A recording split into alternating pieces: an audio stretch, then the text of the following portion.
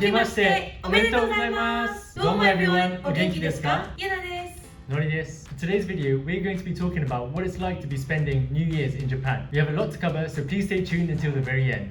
Let's 始めましょう。 Have you ever spent New Year's in Japan in the traditional way? No, I don't think I have. Have you? No. But when I was back in London, I would spend time with my family and we'll try to do as many traditional rituals as possible. That's cool. I heard in the UK that people go out to celebrate from New Year's Eve. Yeah, I did that too, but I had to make it back before New Year's morning. In Japan, New Year's is similar to the Christmas in the West. You would relax and spend time with your family and you would eat certain foods. Yeah, I heard about that too. A lot of people go back home for New Year's, right? Yep, let's have a look at some of the things that we do in Japan for New Year's. So typically in Japan, we prepare for the New Year so we can start fresh. Everyone tries to get everything that they need to do in that year done before the year end. That's kind of nice. Right? So at work or with friends, people tend to have bonenkais. So the kanji bo is wasureru, which means to forget. Nen is year. And kai is basically event. So it's an event to forget the year just gone.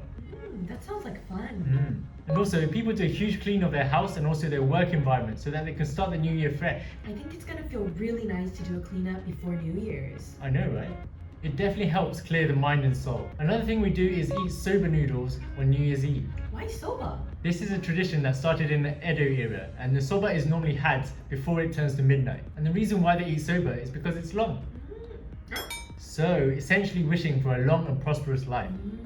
Some also say because it's easy to cut compared to other thicker noodles like udon, you can cut off any bad luck that you've built up over the past year. At the stroke of midnight, the bell is rung at shrines and temples to welcome the new year. Families tend to relax whilst watching their favorite New Year's Eve television shows such as Kohaku Utagassen, which is a song battle between two groups of famous Japanese artists. Well, that's interesting. So it's a bit like X Factor? Yeah, I guess so, but with artists who were popular in that year.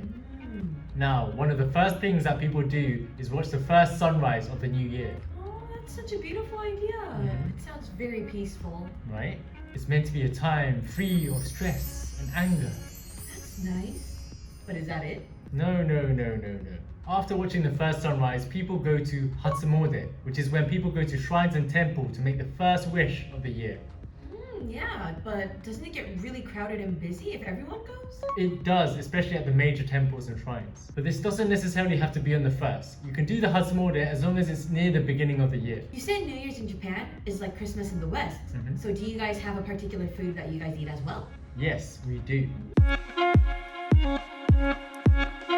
So the main one is called osechi, and this is usually served in a stackable box up to 5 levels. So this osechi used to be an offering to the deities, so it does have a lot of symbolic meaning behind it. Like what?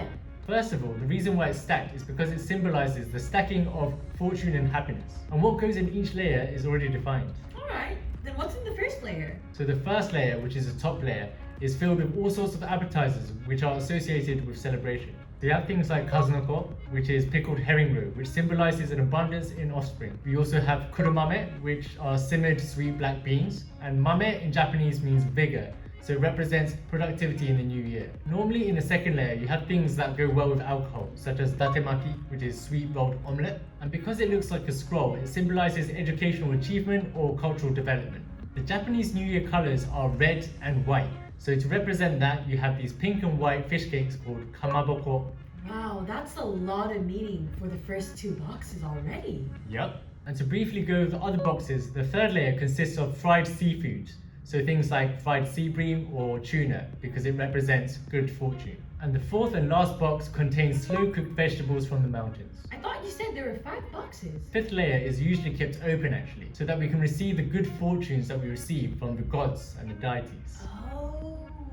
That's a hell of a lot of symbolism in one box. I would feel very blessed to go through all those rituals and having some food with deep meanings behind them. I guess it is kind of a peaceful process to get you ready for the new year. As much as I like the fun New Year parties, I quite like the idea of starting the new year in a humbling way too.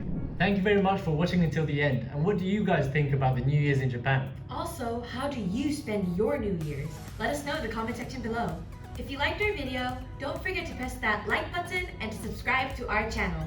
This is it for today, and we'll see you in the next video. Ja, mata ne! This is a tradition that started in the Edo. Edo. Edo.